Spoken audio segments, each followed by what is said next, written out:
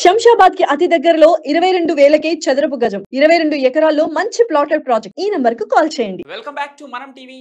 నేను మీ పవన్ బెస్వాడ. ప్రస్తుత రోజుల్లో చాలా మంది ఉద్యోగాలు కల్పిస్తామని, కొంత పెట్టుబడి పెడితే రెండింతలు ఎక్కువ అవుతుందని ఇలా పలు రకాల మోసాలకు పాల్పడుతూ ఉన్నారు. అయితే దుబాయ్కి చెందిన ఓ స్టాక్ బ్రోకరేజ్ కంపెనీ రాత్రికి రాత్రే బోర్డు తిప్పేసింది. ఇక దీనికి సంబంధించిన పూర్తి వివరాలకు వెళ్తే, దుబాయ్లోని గోల్డెన్ టవర్లో కార్యకలాపాలు సాగించినటువంటి గల్ఫ్ ఫస్ట్ కమర్షియల్ బ్రోకర్స్ కార్యాలయాలను రాత్రికి రాత్రే ఖాళీ చేసి నిర్వాహకులు చెంపైపోయారు. తొలుత గోల్డెన్ టవర్లోని 302, 305 సూట్స్లో 2025 ఏప్రిల్ వరకు దాదాపుగా 40 మంది సిబ్బందితో జోరుగా కార్యకలాపాలు నిర్వహించారు. కానీ సడన్ గా ఆఫీసులను పూర్తిగా ఖాళీ చేసి హడావుడిగా తాళాలిచ్చి వెళ్లిపోయారని తెలిసింది. ఇంకా విషయం తెలుసుకున్న బాధితులు పారిపోయిన వ్యక్తుల గురించి వాకబు చేస్తున్నట్లుగా తెలుస్తోంది.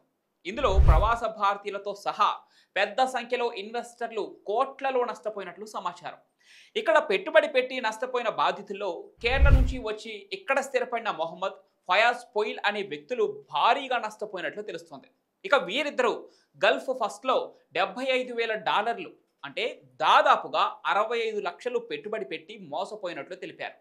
మొదట ఈ విషయం తెలుసుకొని వారికి ఫోన్ చేసినా వారి నుంచి సమాధానం రాకపోవడంతో కంపెనీ దగ్గరకు వచ్చారని, కానీ ఇక్కడ ఖాళీ ఆఫీసులు తప్ప ఏమీ లేదని ఫయాజ్ అనే వ్యక్తి తెలిపాడు.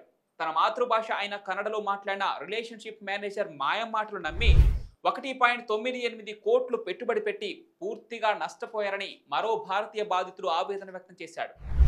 ఇక బాధితుల ఫిర్యాదు మేరకు ఫోరెక్స్ పెట్టుబడులను ప్రోత్సహించి ఇన్వెస్టర్లను నిలువునా ముంచి పరారైనటువంటి ఈ నిర్వాహకుల కోసం పోలీసులు గాలింపు చర్యలు చేపట్టారు.